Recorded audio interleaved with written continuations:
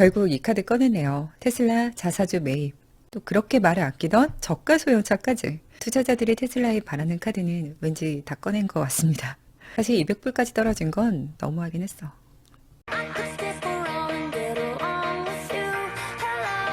안녕하세요. 오랜만에 찾아뵙습니다. 테슬라입니다. 제가 트위터에 찔끔찔끔 테슬라 기사만 올리고 있었는데 오늘 3분기 실적 발표하고 나서는 기다렸던 소식들도 꽤 많이 언급되고 해서 늦더라도 오늘 내용 정리해서 영상 만들어 봤어요. 먼저 재무제표 관련해서 하이라이트만 좀 보고 다음으로는 주요 안건들 살펴보도록 할게요. 일단 역대 최고 분기 매출 및 영업이익 또 잉여 현금 흐름까지 달성했습니다. 대단하죠. 그러나 전년 동기 대비 56% 상승한 약 214억 달러 매출은 월가 예상치를 밑돌았고 또 주당 순이익 EPS는 예상치를 약간 상회하는 정도였습니다. 이게 애프터마켓에서 훅 떨어진 것에 영향이 아주 없진 않겠지만 테슬라 한 2년 버티신 분들은 이런 이벤트 후에 대부분 하락하는 패턴 아실 거라 보고 영업 마진이 17%대로 다시 회복을 했는데 비용은 줄었고요. 영업이익이 약 37억 달러로 수익성 굉장히 좋아졌습니다. 자, 프리캐시 플로우에서 잉여 현금이 33억 달러로 불어나서 전체 현금 또 현금 등가물 잔고가 약 210억 달러로 또 최고액을 보유하게 됐습니다. 탄탄한 유동성 계속 보여줬는데요. 수익성 향상은 대부분 여기 차량 판매에서 왔고 약 187억 달러죠. 아까 총 매출이 214억이었는데 상당 비율 차지합니다. 또 그로스 마진 차량 판매하고 남는 이익률이 2분기와 동일한 27.9%지만 동종 업계에서는 최고의 마진율이라는 건 아셔야 하죠. 이번에 눈에 띄는 게 에너지 사업부였습니다. 매출이 총 11억 달러 정도였는데 이 에너지 저장 장치에서 성장률이 무려 전년 동기 대비 62% 증가, 메가팩 주도의 생산 증가로 역대 최고 이익을 달성하게 한 주요 원인이었습니다. 지난달에 처음으로 테슬라가 수요를 충족하는 배터리 공급량이 확보됐다고 이렇게 내용을 다뤘던 게 기억이 나는데 후순위로 밀렸던 에너지 제품들의 생산이 이제 탄력을 받기 시작했나 봐요. 재무성과와 관련해서 자세한 수치는 제가 설명란에 쓰도록 하고요. 이제 주요 안건 및 질의 응답들을 볼게요. 자, 먼저 수요, 공급, 물류, 배송. 일론 머스크는 최근 테슬라 수요 논란에 여전히 테슬라는 강력한 수요를 갖고 있으며 생산되는 모든 차량이 배송 중이라고 반박했는데요. 이건 실제 오늘 영업이익을 보면 납득이 되죠. 또한 제가 좀 방증을 하면 지난주 기사들인데 북미에서는 인플레 감축법 때문에 구매 대기자들이 내년에 사려고 주문 취소를 하는 게 아니냐 이런 얘기가 있었지만 올해 8개월 동안 테슬라가 미국 전기차 시장의 3분의 2를 차지하며 압도적인 점유율을 보였고요. 또 이 소식은 여러분과 함께 이야기를 못해서 아쉬웠는데 모델 Y가 9월 독일 전체 자동차 시장에서 전기차 시장 아니고 전체 시장에서 가장 많이 팔린 베스트 셀링카가 되기도 했습니다. 그 어려운 독일차 시장에서요. 일론은 4분기에는 또 다른 새로운 기록을 예상을 한다며 아주 멋진 연말이 될 것 같다라고 했는데요. 다만 수요가 강하고 생산량은 역대 최고임에도 3분기처럼 현재 운송수단이 충분치 않아서 배송에 적체가 있을 수 있다고 했습니다. 여전히 올해 50% 성장 목표로 하는 건 맞지만 생산에서 라고 한정했다는 거. 인도량은 조금 기대치에 못 미칠 수도 있다는 뜻 같아요. 자, 다음은 결국 이 카드 꺼냈네요.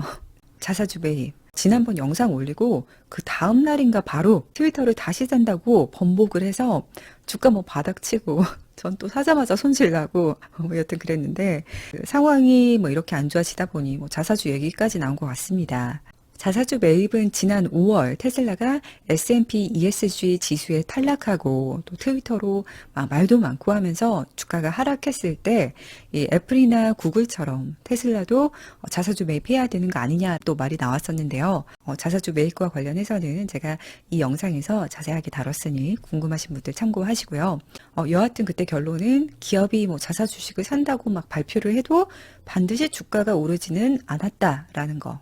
그럼에도 어쨌든 일론은 약 50억에서 한 100억 달러 사이에서 자사주 매입을 할 수 있다라고 언급했고 확실하게는 500만에서 한 1000만 달러 정도까지는 가능하다라고 했습니다. 저도 여기에 오늘 또 하이라이트가 차세대 저가 소형차 카드까지 꺼냈다는 건데요.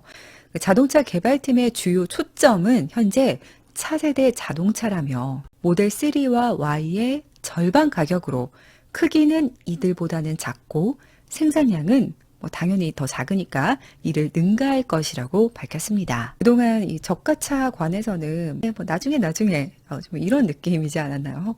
네, 오늘 거의 처음으로 굉장히 테슬라가 이 소형카에 집중하고 있다 이렇게 강조했던 것 같아요. 투자자들이 테슬라에 바라는 카드는 이렇게 다 꺼내는 좀 그런 느낌이 들었는데 사실 지금 액분 전 가격으로 따지면 600불이잖아요. 말이 되냐고. 일론 오빠 이건 나도 쉴드가 안 돼.